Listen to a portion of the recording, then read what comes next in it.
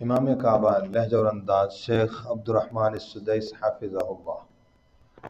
तो सूरतुल फातिहा उसका जो बुनियाद है उसकी लहजे को सीखने की, उसकी प्रैक्टिस भी करनी है। तो अब अगली जो सूरतें हैं अलिफ वाली जो आयात होती हैं उसके अंदर वक़फ़ कैसे करना है, तो इसलिए एक सूरत पढ़ लेते हैं मुख्तसर से ही। तो दोनों चीज़ों पर गौर करना, अलिफ वाले वक़फ़ में कैसे होते हैं और मद्द आरिज़ वक्फ़ी वाला वक़फ़ भी जो लंबा है वो कैसे होता है। ठीक है, और कीजिएगा। बिस्मिल्लाहिर्रहमानिर्रहीम।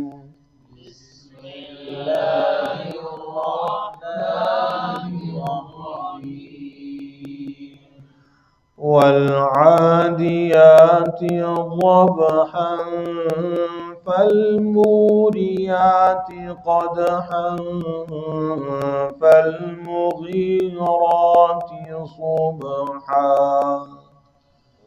والعاديات ضبحا فالموريات قدحا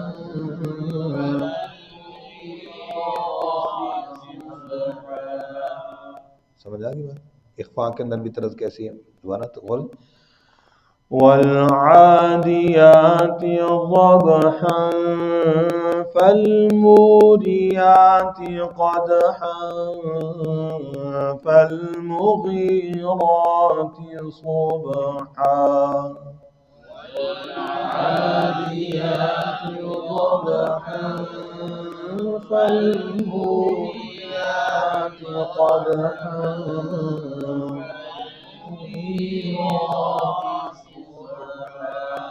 فأثرن به نقعا فوسطن به جمعا فأثرن به نقعا فوسطن به جمعا إن الإنسان لربه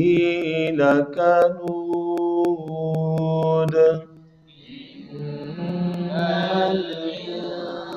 الإنسان لربه لكنود وإنه على ذلك لشهيد وإنه على ذلك لشهيد وإنه لحب الخير لشديد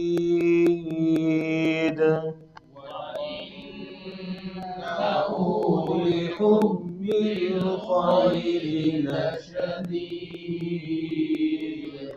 दो तीन लहजे बीच में आ गए हैं, एक पहले था वो झटके वाला जो पीछे गुजरा एक है, अब ये और आ गया जैसे मुस्तकी में नहीं था लशदी लकनून है जी। दोबारा इसी आयत को पढ़े वन्नहु शाबाश वइन्नहु अला ज़ालिका लशहीद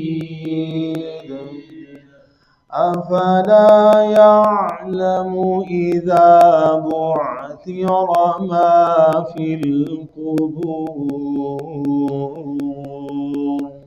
अफला यअलम इज़ा बुअथिर मा फिल क़ुबूर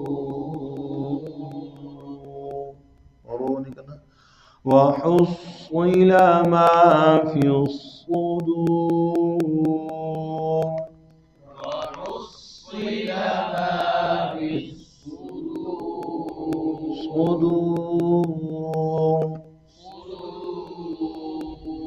आखिर में कल करना हुआ है إن ربهم بهم يومئذ لخبير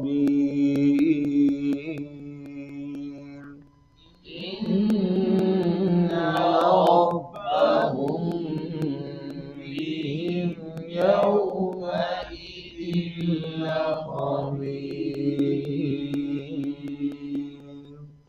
सदक़ल्लाहुल अज़ीम। सदक़ल्लाहुल अज़ीम। जज़ाकुमुल्लाह खैर।